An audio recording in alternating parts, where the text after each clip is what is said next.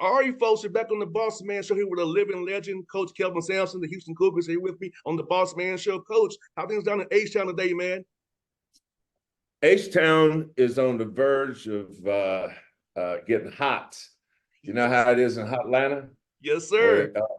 H-Town ain't taking a backseat to nobody when it comes to hot. I hear that, Coach. Hey, Coach, I was looking at the stats here, man. You're heading to your 10th year, man, and you know it's business that we both love and enjoy. Basketball is crazy, and to be somewhere going into a 10th year. Talk about longevity and what this meant to you and your family and this program in business where they change sometimes after 1 2 years. There, a new coach comes in. Well, when I left the NBA to come over here, um, I thought this university, the basketball program, had a lot of potential, um, but I really wanted to make it a family venture. My my son had just gotten fired at Appalachian State. My daughter was in a job that she didn't really enjoy, and I told my wife, I said, I think we're going to take this job, but there was a nepotism law that we had to negotiate and get around. But once they gave me the thumbs up that I could hire Kellen and Lauren, we just jumped in with 2 feet. Now we just finished our 10th year, and so I go back to April of 2014 to now May of 2024. It's just been a wonderful journey, and anytime you accomplish anything, there's so many people involved. I've got a ladder here in my office that we use when we cut nets down, and I think that ladder represents all the people that have their um, hands involved in cutting the net down. Academic people, your trainers, managers, administrators. Sometimes the coach gets way too much credit because I think our success here has a lot to do with our staff. My staff is full of former players. My starting backcourt on the 2002 Final Four team at Oklahoma, Hollis Price and Quantas White, they've been invaluable in our success. Casey Beard, who's been with me for 10 years. So I think our secret sauce has been able to keep our staff together, and so many people that have not said no, allowed us to strive for greatness and try to get this program at the level we have has very much been a joint venture. And coach, it's very much a blessing to have your son and daughter with you and your wife there with you, and how important family is to you. And I first one to me, coach, I have a 4-year-old son who I'm trying to show the ropes now. So it's important for me to have my son see me do radio, be covering the Hawks, the Falcons, the Braves. So talk about that piece a little more, coach. How about the family piece of it, having your son and daughter there with you, helping you success, and your wife supporting you, and how having a wife that really supports you through thick and thin is very important when you're a coach when at the high level like you are. Yeah. No, it doesn't happen without a supportive wife, a wife that is comfortable in her own skin, because she's had to share her husband with so many people. Every time we go out in public, or all the hours that she spends alone because we're practicing our teams. But at this point in my career, I think that's one of the things I enjoy most is coming to work every day, knowing that I can walk down one hallway and see my son Kellen. I walk down another hallway and see my daughter Lauren, and look over two doors down and see kids that I recruited and coached, kids that I've worked with, that are all committed to this program. And it's been a godsend. I've been very blessed to have people that are committed to helping these kids. One of the things I don't give advice a lot unless it's asked, but I think it's really important for young coaches to never forget why they chose to get into coaching to begin with. Don't let outside things influence your why. My dad was a high school coach during segregation in North Carolina back in the 50s and 60s, and that's when I was growing up in North Carolina. And so I remember where he started, and I remember how I got started, and he motivated me to want to help kids reach their dreams, develop them on the court, off the court, see them reach their potential, get the most out of them, see their success, and then bask in their success. It's always been about the players and teaching and mentoring, and then the relationships you build with those kids after they leave you. Some of the kids I coached early in my career are grandfathers. That tells you either that I'm too old or maybe I've been around too long. But it's been a blessing to see the players I've coached have success and build relationships with them and stay in touch with them over the years. That's something that I really enjoy. And Coach Sampson, when you was a player, did you envision becoming a coach while you were playing, or did that kind of come after you got through playing? Probably after. I was a political science major in college, and always the guy that I kind of influenced me from afar. I read an autobiography about Thurgood Marshall, and reading about him and the things that he did, whether it was the NAACP, Brown versus Board of Education.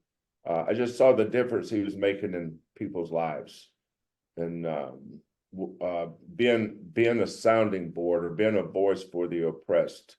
That's something that really resonated with me, and I wanted to help other people. So I majored in political science. I actually took the LSAT law school exam, got accepted to law school, but my mother was way smarter than I was. She pulled me in when I was I think second semester of maybe first semester of my junior year. I went to a small college in North Carolina called UNC Pembroke. Played basketball and baseball there. And she said, one day you may want to teach or coach, and it's not a bad idea to get a double major. So I started taking classes to become a teacher in the School of Education. Had to get certified to teach. I did my student teaching, and back then was about the time when affirmative action started taking place in universities, recruiting minority students. So I took the LSAT with I have a twin sister who was in pharmacy school at the University of North Carolina in Chapel Hill. And I went up to Chapel Hill and took the GRE, which is the entrance or test for grad school. Well, long story short, I wound up at Michigan State University getting a master's degree. And but being at Michigan State then, and being around my father, my mother, I was so lucky that my mom and dad had such a great influence on me. And I think that they influenced me to help others. They I'm from a little country town in North Carolina. My dad was revered. Everybody looked up to Mr. Ned. That was his name was John Willie, but everybody called him Mr. Ned. And my mother was a nurse, and everybody called her Miss Eva. And those two were such guiding lights for me. And when somebody child was sick, they'd come to our house at all hours of the night for mama to check her. My dad, when practice was over, back then they didn't have seat belts. You could put eight or nine kids in a 5-seater, just sitting on top. But he'd take them home at night because they didn't have a ride after practice. But the impact he had on their lives, and the thing that I noticed was that they never forgot him. And that was, I said, you know what? it's amazing the impact he's had on this community and these kids in this community and these parents. And couple that with Thurgood Marshall, I knew I wanted to be a servant. I knew I wanted to serve others, and so I used that as a platform to help me. And here I am. I think I've been doing this since 1980.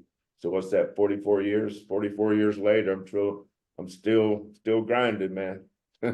Yes, sir, Coach. It's funny you say because my dad was a high school coach as well, and my mother was a counselor. So, and I got my MPA, Coach. I took the GRE too. Yeah, my MPA. So we have some similar backgrounds here, Coach. Yeah, yeah. But my mother and father being helpful and being servant of others, that kind of on his radio show I have, Coach, last 15 years, Coach. I'm about helping people put their programs out there and be about relationships, not transactional, but relationships, and really showing support and love of everybody. Because I want people to succeed and do well. So got that from my parents who grew up in a time in Atlanta, Coach, where they couldn't cross North Side Drive after dark. That's how old my parents are. So having older parents in their 80s, that kind of was passed down to me, who's almost 40 now. Yeah, no, that's right. I was, but you know, when you grow up in the South, and I was born in 1955. When you think of, I think the Brown versus Board of Education, the most transformative court case in the history of minority people was 1954. So growing up then,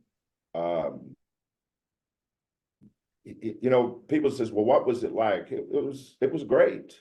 My mom and daddy loved me. The community I grew up loved me. They loved everybody. They helped raise each other. I knew what racism was. I worked at tobacco markets in North Carolina, and there's 3 different bathrooms: white, colored, another. I saw all that stuff, but I never let it define me. And I know, but I always knew people had it way worse than I did. Yes, sir. You know, so I was taught to never make things about you. When you grow up in a big family, you understand how to share, and that there ain't no entitlement people in big families. You know, sometimes if you're an only child, you get distorted about your place in life. But when you come from 3, 4, 5 kids, you realize real quick there's 1 bedroom and 2 bunk beds, and is in 1 bathroom. You figure out real quick that things don't revolve around you all the time. Yes, sir. You got that right. You know, my mom was 1 of 6, and my dad was 1 of 13, and I'm 1 of 4. So I totally understand. That's right. I was 1 of 4 too. I had 3 sisters, and they all went on and did good things, and I'm proud of all of them. Yes, sir. And Coach, I'm asking this, Coach, for a young man who wants to be a part of your program, what do you look for in their character traits that really stand out to you off the court for them to be a part of your program on the court? You know, there's a lot of kids that love to play basketball. Yes, sir. But they don't love to work at it. I like kids that eat it, breathe it, and sleep it. And sometimes those are not things that you can touch or feel, but you've got to see it. So when we're recruiting a young man, I evaluate him before I recruit him. I wanted to see if that's a kid that can make it in our environment. You know, I coach our kids hard. I love them hard too, but I coach them hard. And if you don't love the work, you're probably not going to make it here. You know, I think we've been in the 10 seasons we've been here. I think we've had in our top 10 players every year for 10 years, we've had 3 kids transfer in 10 years, which means we've done a pretty good job evaluating kids that can make it here. And the other thing we look for is kids that are unselfish, that have dreams and goals. You know, not this year's team, last year's team, we had the number 8 pick in the draft. Jarris Walker went to Pacers. We had the number 25 pick in the draft. Marcus Sasser, who went to the Pistons. And then we've had, I think we had 7 kids play in the NBA this year. And now when I think back to all their journeys, when we first evaluated them, contacted them, recruited them, got to know them, and then their journey through here, and then whether they got drafted or signed as free agents and then made it to the NBA, every one of those kids is part of our family. Whether you make it to the NBA or not, we got kids playing, a bunch of kids playing overseas. I'm proud of all of them, and they're all part of our family. And I want kids that I coach or kids that I recruit. Once you sign with us, you sign with us for life. This ain't no 2-year deal. This ain't no 4-year deal. This is a lifetime. That's a lifetime contract. You've been with us, and that's where my wife comes in, my son comes in, my daughter. You know, a lot of programs preach family, but we live family. We family every day here. And once you sign with the University of Houston, you family, man. And I'm not talking about while you're playing here. I'm talking about until death. And I think that's one of the things that makes us unique, is that our kids play for each other, and that's helped our success along the way. No doubt, Coach. And I love watching your team play because your team is always engaged defensively. You know, they're locked in on the end of the floor. You demand that they defend like crazy and share the ball and run the right actions. Talk about just the detail of your team defensively and how you work that, you drill that into those young men on the court. They carry themselves with a different kind of mindset. Like every day, we were fully about this life of basketball with the right mentality to win games, have a winning mindset. No,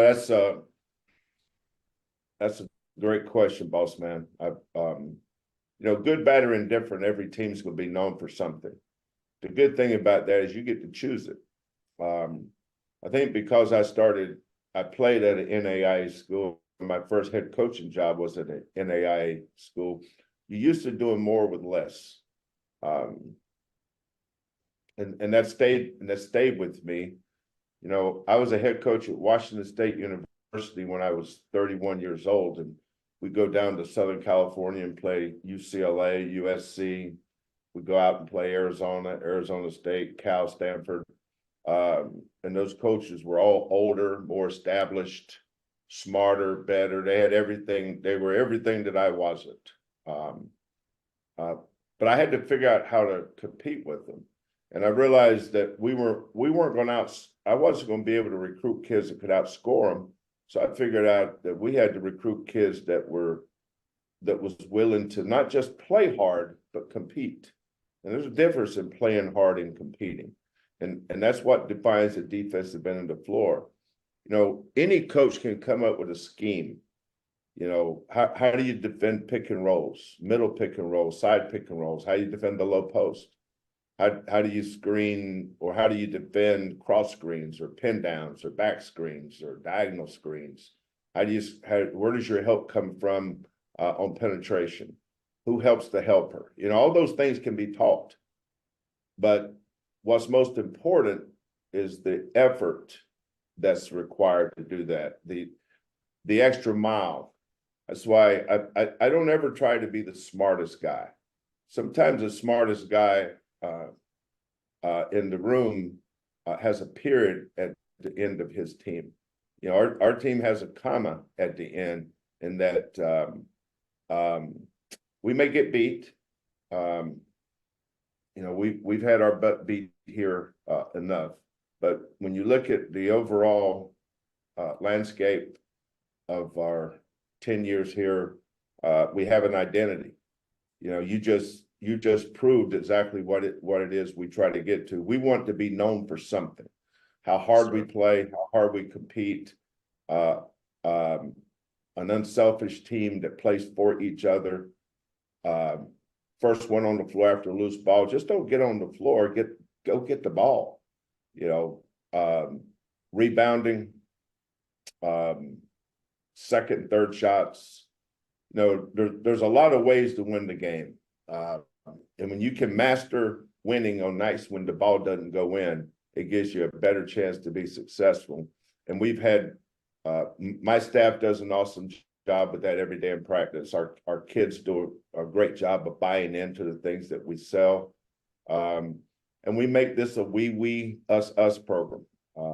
I've noticed that coaches that use the word I and me a lot have kind of separated themselves from their teams. But our success is very us and we driven. We have a togetherness with everybody and on our staff. We're very unselfish. And my father's lessons resonate with me. He told me three things when I first became a head coach. Number one is when you lose, make sure you take the blame, and when you win, give the players the credit. That's really helped me over the years. Number two, don't ever lose sight of the fact that parents had rather their son or daughter make the all-conference team than your team win the conference championship. And number three, if you start listening to those people sitting up there behind you, pretty soon you'll be sitting with them. So those three things has really helped me over the years. And coach, last one for you, coach. This coach, for you, coach, when you're not coaching this team hard as you can, like how do you away from the game and just kind of decompress and enjoy you and not have to worry about basketball? Like what are the things you do in your spare time that you do have in this new calendar we have of the NIL transfer portal? You know what I love to do? I love to play with my grandkids. Yes, sir. I do. I love to play hide and seek. I like to play hide the stuffies. I like to play get outside and get on the scooters and go around the block with them, chase them. They call me Papa, and they say, Papa, can you come be the monster? So I go out there, be the monster and chase them around. They'll go hide. And, sometimes my granddaughter, Macy, wants me to come play with her in her room. And then my grandson, Kylan, who's Macy's 6, Kylan's 3, he comes busting in there and tears everything up and building forts with pillows and blankets. We run the gamut, man. My free time, if I get free time, now the problem is as they get older, they go to school. Yes, sir. I can't go see them anytime I want like I used to, but I love my grandkids. I love spending time with them. And that's as I've gotten older and become an old man, I guess, I realized that I wish I'd had more kids so I could have more grandkids. Yes, sir. Well, Coach Sampson, it's a pleasure to talk to you today, man. I've always been a fan of yours for many years, so it's an honor to talk to you and hope to see you on the road here. I'll be at Peach Jam, I'll be at Rock Hill, and I'll be at Lake Point. Hope I see you on the road here recruiting, and I hope to come down to Houston and see you as well, Coach, as well, man. Well, I'll be at Lake Point at some point, boss man. Make sure you come up and introduce yourself. I'd love to meet you. Sounds good, Coach. I will do it. I appreciate you doing this today, Coach. It was fun. Okay, take care, brother. Thanks, Coach. All right, man.